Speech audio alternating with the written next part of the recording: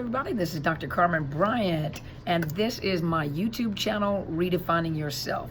This is a program where I discuss overcoming narcissist abuse. Thank you guys so much for joining me. To all the new subscribers, thank you guys so much for joining me and finding something valuable that I have to say concerning your recovery, concerning your awareness, your learning, and all the input, the feedback you guys are giving me, even the emails.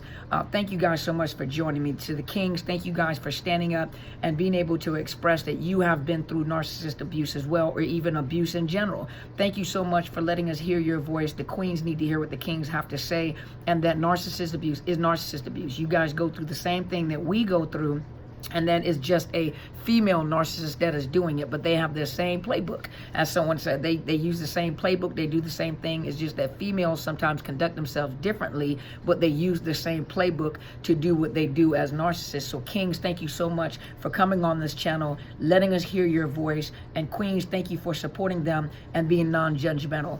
This channel is not for everyone. I get that, I understand that, and so if the channel is not for you, just go find another channel. I'm not gonna be hurt about it. Find what fits you. And when you get, if you use the channel to help you in your healing, and it's time to move on to something greater, to another video, to something else that's more in depth, then move on to other videos to help you in your healing. It's all about your healing and your recovery from this tragic incident that we have gotten ourselves into somehow or another, through lies and manipulation. And so remember, stop blaming yourself. You didn't know, because if they were honest about what was going on, none of you probably would have made that choice. Now, if you would have made a choice, and I'll fly you in here so that you can have a one-on-one counseling session with me, but the average person would not have chosen this if they would have known this is what they were getting into. And many of you said the same thing. So thank you guys for joining me. If you have not already, please subscribe to my YouTube channel, Dr. Carmen Bryant, Overcoming Narcissist Abuse, and I do have a Facebook page, which is Psychological Health Consultants and Services. Hit the bell on the YouTube channel so you know whenever I upload new videos between Tuesday and Friday, and then when I come on live on Sundays, which is between 8 and 9 Pacific Standard Time, which is West Coast, California time. And so thank you guys for coming on live. Thank you for supporting me. Thank you for all the emails. So today I wanted to talk about, I had a subscriber ask me to talk about the isolation, narcissist abuse, the isolation part.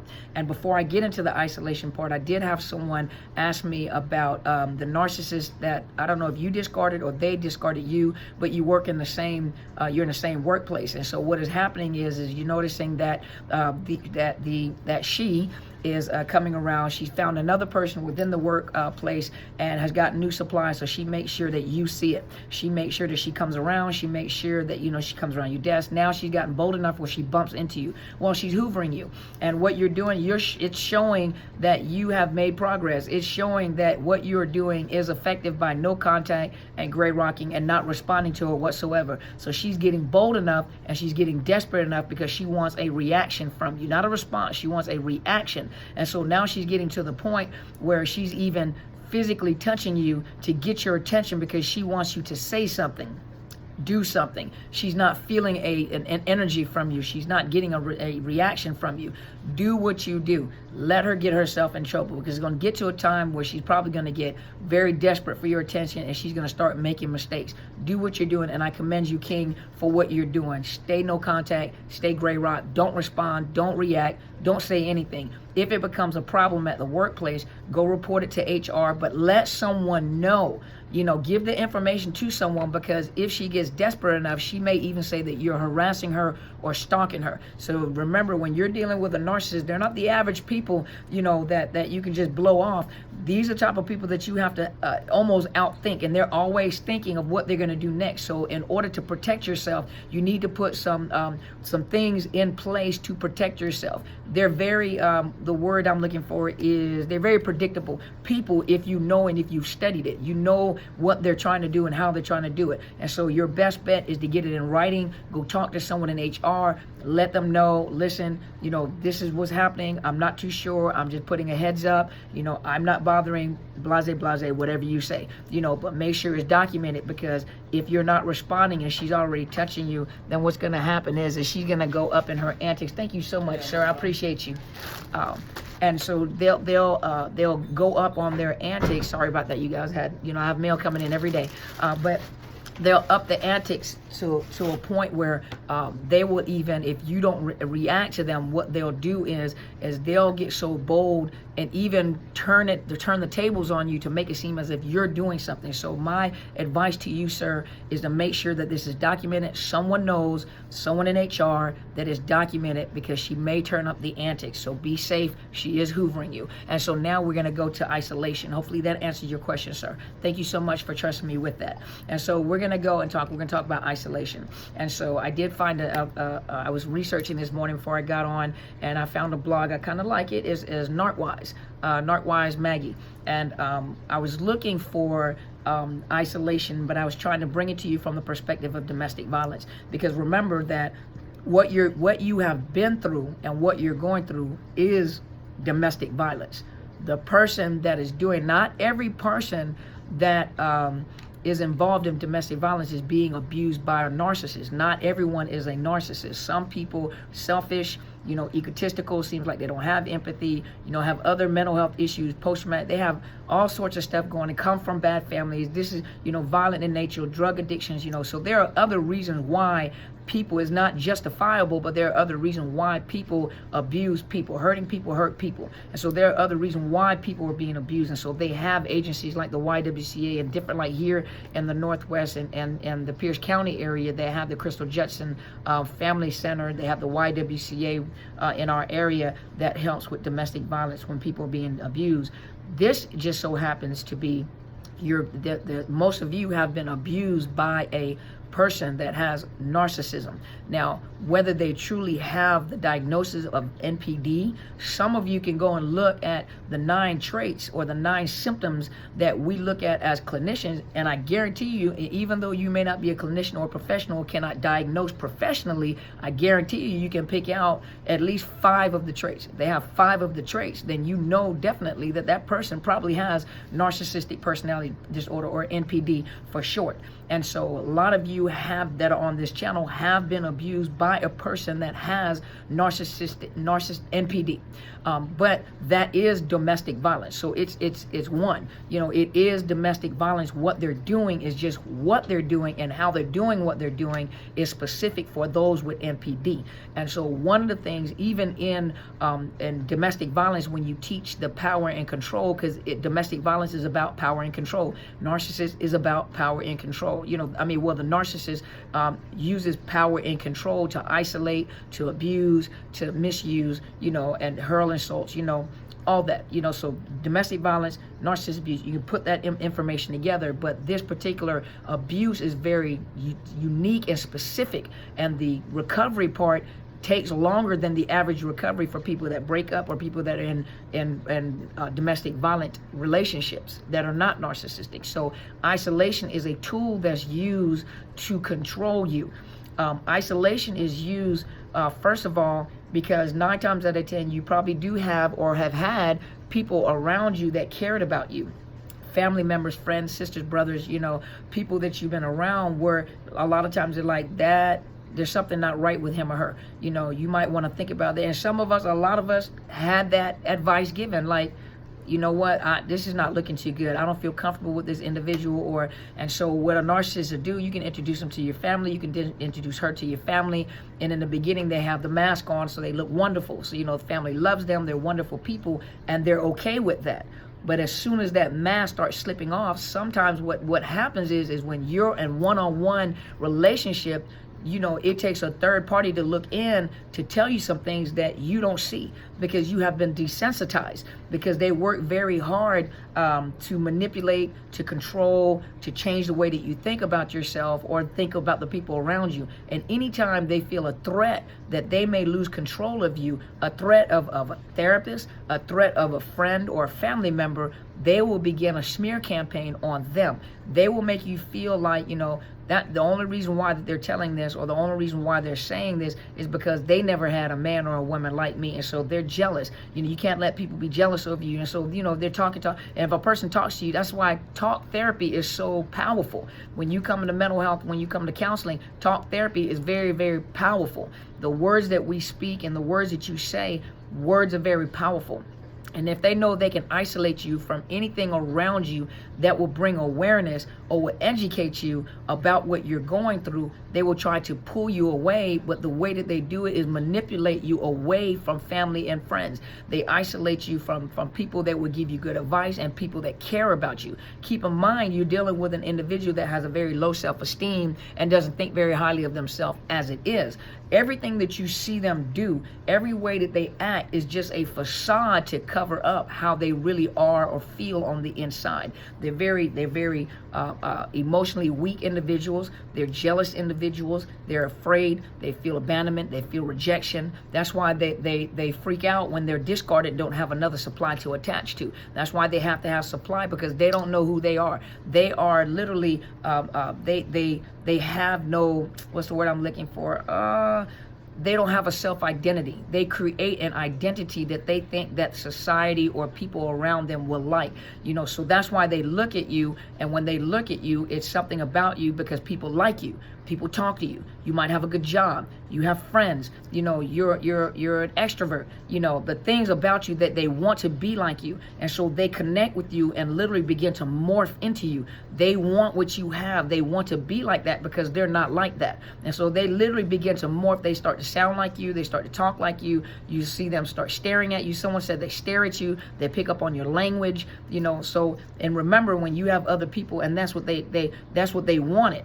And so now you're getting the attention because people are picking up on cues or red flags about them. And because you are close to them and they have won you over, you will protect that narcissist. And so what happens is they begin to work very hard to isolate you from friends and family, which literally almost causes confusion. Like, why would my mother be jealous? Or why would my father be jealous? Or why would my friends be jealous? They've been around, why all of a sudden would they be jealous of you? Well, they're jealous over me because what I do for you was a facade anyway. And so one of the things, a few things that was talked about here is, number one, they want to break you down. And so remember that they're all about controlling and dominating you.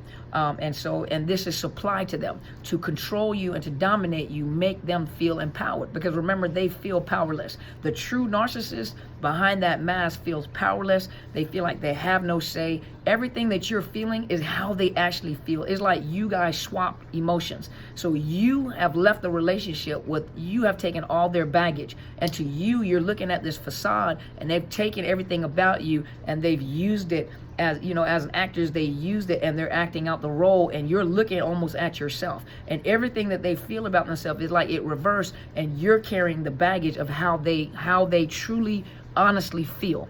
And so, and to them, that's a source, that's fuel to them, that's supply to be able to overpower you. How many of you guys seen Kiss the Girl? I think that's that movie with, I can't think of his name, but the whole thing about this I think it was a serial killer, was to get the strongest women, the most powerful women, and to dominate and control them, isolate them, abuse them, and then murder them.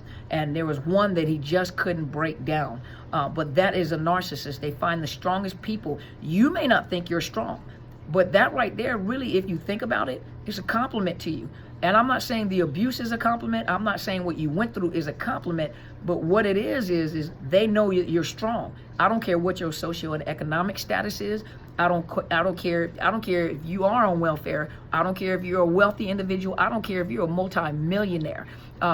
All social economic statuses, when a narcissist pinpoints you, there's something about you that's very valuable. That lets you know you have value, but they find something very valuable about you. And they want that. They want to take, it's almost like, who was it? Red talked about Jeepers Creepers. Jeepers Creepers took pieces and parts of body parts and people and created skin for himself, to created a something for himself, took people's eyes to create a whole, that is literally how a narcissist is, like Jeepers Creepers. They take body parts, they take pieces and parts of you.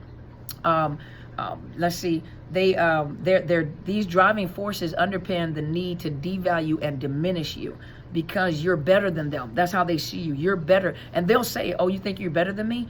And you're arguing. I never said I was better, and then you're wasting your energy arguing. They're telling you what they're thinking. I think you're better than me. And so I'm going to rebuke or refute, or I'm going to argue with you because I know you're better than I am. And so I'm going to argue with you about that. because it's not that you're better in an arrogant way, but obviously there was something about you that's better than them. They're people with no empathy. You have empathy. They're people that they're unable to bond. You're able to bond. There's something about you that they really like, and that's what they went after. I want to be like that. I want to be you. That's kind of creepy, but it's true. Let's see. So their strategies in the isolation is the gaslighting, the projecting how they feel on you. Smear campaigns, meaning that, it gets to a point where they talk about you so bad around family and friends, is literally you begin to isolate yourself. You don't even want to go out in public anymore. And there are some of you that literally were embarrassed to come out. This is the person that you're with or married with, but you literally become embarrassed to come out in public with this narcissist or to be seen with this narcissist. Yet in your heart, you're thinking, but I love this person.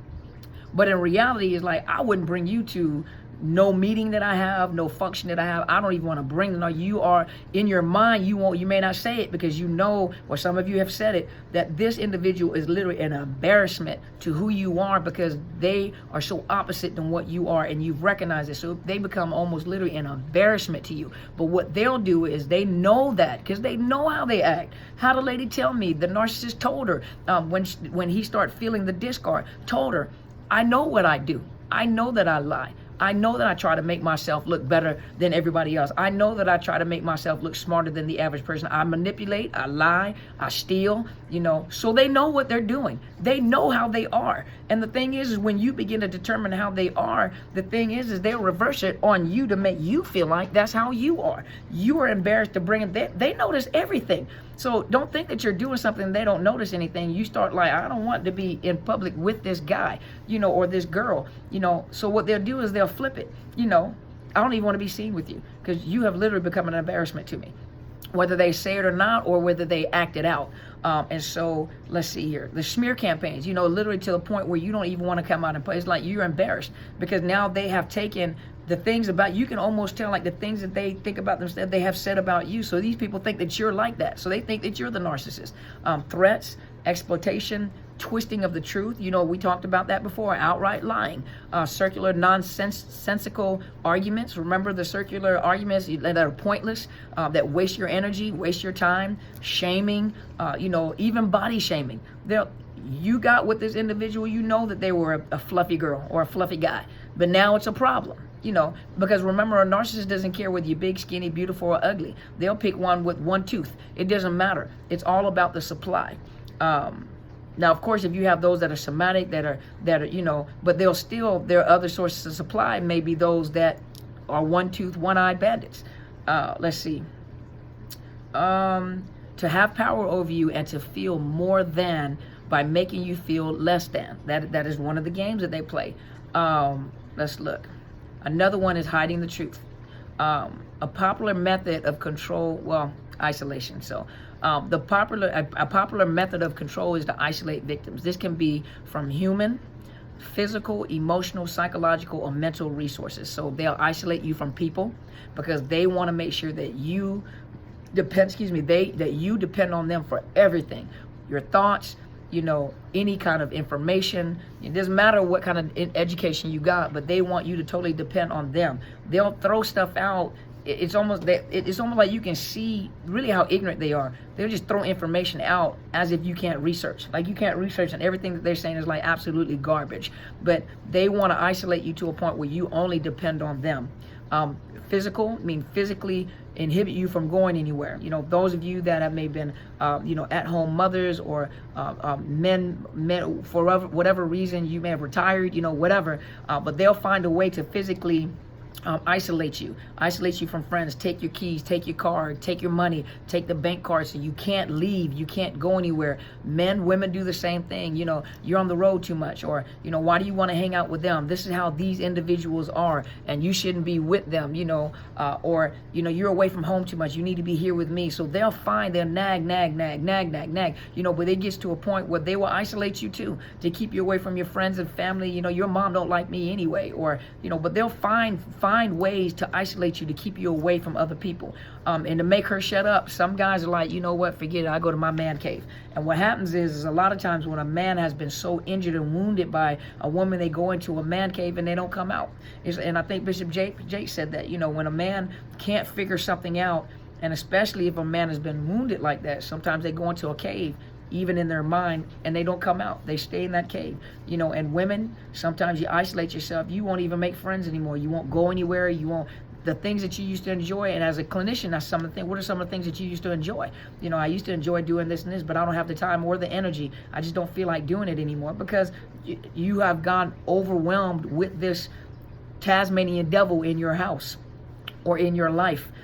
Or mental resources. Mental resources meaning, counseling. They won't let you go to counseling. The reason why they won't let you go to counseling is because of the fact that the counselor is going to tell you, I think you're going through domestic violence. Because they know what they're doing. So they won't allow us to talk to you, or they want to come in to see what we're going to say so they can refute everything that we say. They want to make sure that they're in counseling. They want to know what is being said. They even want to interview the counselor because they want to know what you have to say, and that you need to know how bad that this individual is to persuade or to change our minds, and they underestimate therapists that understand narcissist abuse and domestic violence. But they will come in to see what is being said to you. And if anything that you're saying is opposite than what they're saying, then they will make sure that they'll cancel the appointments, or they won't allow you to come back anymore. And I've had that done several times, many times. Let's see. So they'll isolate you from people because they fear that the people who care about you will notice the detrimental impact that the relationship has on you. People can tell when you start changing. People can tell when you're exasperated or when you're tired. You can tell by the way you look, the way you dress. You have the same energy. You may have been an outgoing, laughing, joking type person. Now you're withdrawn and quiet. You don't even trust people anymore because of what this narcissist has said. He or she triangulates with other people, so now you don't even trust people no more. You don't even trust your own self. Let's see. And so a lot of people will tell you what's going on is not right, but a lot of people are confused. So a lot of you that are coming to the channel, you're starting to realize, like, oh my gosh, all this time, they had me thinking that it was okay and I was the problem. No, they're the problem. Let's see. The narcissist will also show two different faces. The face that they have at home, and then the public face, their public persona. And those, remember we were talking about the covert. So those like the covert narcissist. Let's see. And they know that there are some people that can see right beyond that mask. They don't even have to come around people. People can see there are some people that can just see right beyond the past. But when you have a romantic relationship or a close relationship with a narcissist, it's harder for you to see as a third party does, because you're intimately involved with that individual and you have hope. But you don't understand, there are some good qualities about this individual. Those good qualities are not real good qualities. Good qualities are constant good qualities, not just when they want something. Go back and watch Trauma Bonding 1 and 2, and I talk about that, what they're doing and the good qualities that you see. Let's see. Let's scroll down some more. The narcissist is clearly a master of control of both you when suffering their manipulation and devaluation, and to a certain extent of themselves. Established above is their ability to pick and choose which persona they share with whom and when. There are a few things within themselves that, however, beyond their control. There are certain things that the body doesn't lie. The facial expression doesn't lie. There are certain things that people pick up, like something's not right about you. Something's not right about this individual. There's certain things that they cannot hide. Biologically, physically, there are certain things they cannot hide, and people can pick up on it. But when you're close, you have been, what's the word, what I used before? It was, you have been desensitized to it. And so you don't see it anymore, but people on the outside. But when you get away and that fog begins to clear, you begin to see them for what they really are. And some of you are shocked, because I can't believe that this individual actually treat me like this, and they were the new supply. And a lot of people, like, they've always been like that. You just didn't see it. But why would they act like this? They don't treat that person like that, because that's who they really are. The person that you see after the discard and how they handle you, he or she, that is the person that they really are. The new supply is the one that has not seen the real person. You are now seeing the real person. So a lot of you, like, I can't believe that they would handle me this way. Why would they treat me like that? That is actually how they are. That is exactly how they are. And that's the mask that the mask that they were hiding behind. Now you see what was behind that mask. They find joy in pain of others. When they see you cry over something that they've done, they see you hurting or in pain about something that they have done, it gives them fuel. It gives them energy because they feel empowered. I have the power to make you respond that way. I have the power to make you react that way. I have power to make your emotions move that way. And so let's look. she talks about like two distinct signs. Let's see what it's. Okay, so occasionally when hitting the bullseye and causing you deep harm, you will catch them smiling. It's almost like an evil smile. You're looking at them like, I'm hurting, and it's almost like this gloating smile. You know, like they're happy to see that they hit the bullseye, and they cause you to respond. They fish, and they hit that bullseye, and it's almost like you can tell that they don't care. It's like this certain look. It's not the glare, but it's this certain smirk on their face, like they got it. They may even laugh at the delight of the slip out. Yet these reactions are from pleasure of your pain. And so you can almost see, like you can see them smirk at your pain, like they get a relief that they finally got you to react, whether it's hurt, pain, they've hurt you, they've cheated, they got caught, you know, anything. The same applies when harm occurs to others. When involved in gossip, smear campaigns, or hearing of genuine misfortune of others, you notice the narc is strangely animated and excited. It's like they just got a refuel, a recharge, and the pain of others quite literally lights them up. And some of you have witnessed that. No intent. Okay, so they never have an intention to change. You know that. And let's see. You do know that they consider themselves superior, omnipotent, special, gifted, and are arrogant and entitled. They're the smartest people in the world. They're smarter than you are. They'll use their own words, and they will tell you all about themselves. Let's see. You'll hear things like, in order to be good enough for me, you need to change XYZ. That's what she said here. So even in counseling, you know, in order for this to work, in order for this relationship to work, what he needs to do or what she needs to do is she or he needs to change this and that and this, because this is how I feel and this is how you make me feel. It's never a mutual exchange. Like, I know I do this, and I know these are areas that I may, or the therapist may have to bring it out. You know, you notice this, you notice that, and you know, for the narcissist to say, you know what, I never really thought about that, and I'm apologetic, you know, this is what I need to work on. And then the partner or the husband or wife, whoever, partner is like, you know, I noticed that this is but everything is pointed back at the other individual. You know, in order for you to be good enough, or for you to make this relationship work, in order for me to respect you, or for me to stop doing this is what you need to do. So let's see. And remember, no one is good enough for them. Let's look.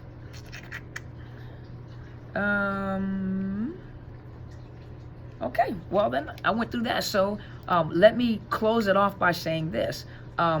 This is on the National Voice of Domestic Violence, and it talks about the isolation and domestic violence. I just wanted to get down to some of the effects of isolation, some of the things that you guys are going through, and some of the things that a survivor is going through, especially as those of you that are coming out of narcissist relationship, some of these issues that you struggle with. This, and I think the question was like, how do you know when you healed?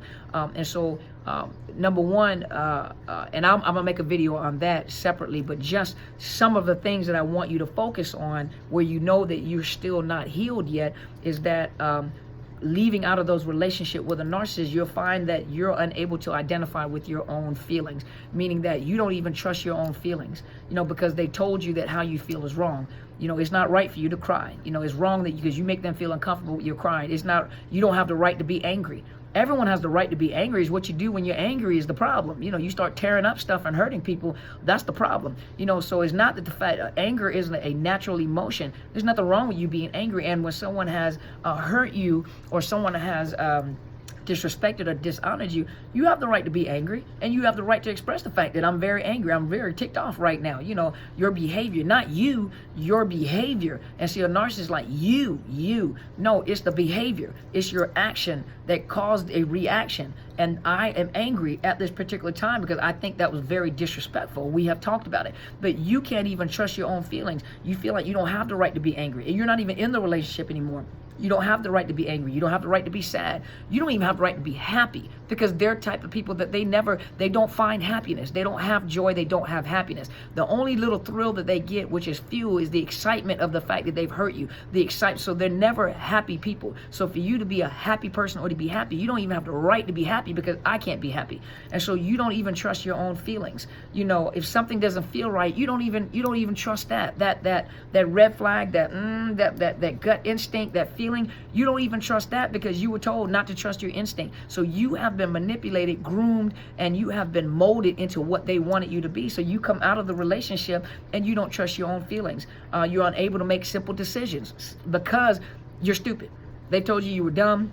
And everything that you've done is everything that points them out. So everything that simple decisions, you question simple decisions. It's hard for you to make a basic everyday life decisions because you question your own self, whether that's right, whether some of you are educated and then some of you may not have, a higher education. That's okay. That doesn't make a difference. That doesn't make you dumb. There are people that are highly intelligent that do not have college degrees. It doesn't matter. You have some wisdom in you. And so simple decisions become complicated for you to make, unable to feel safe alone in the quietness of your homes.